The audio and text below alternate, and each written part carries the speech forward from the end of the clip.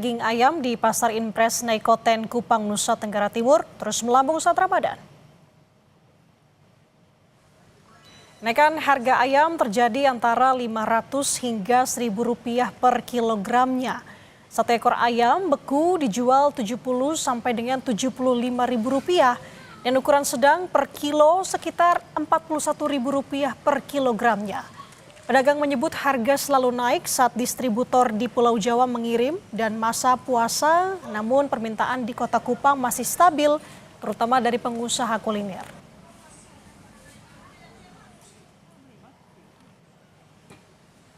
Karungnya kan isinya 15, dan tergantung tak isi sama beratnya.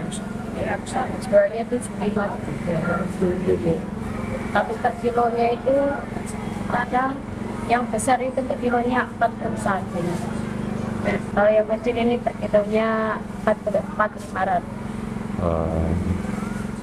Kenaikan tuh dari berapa ke berapa?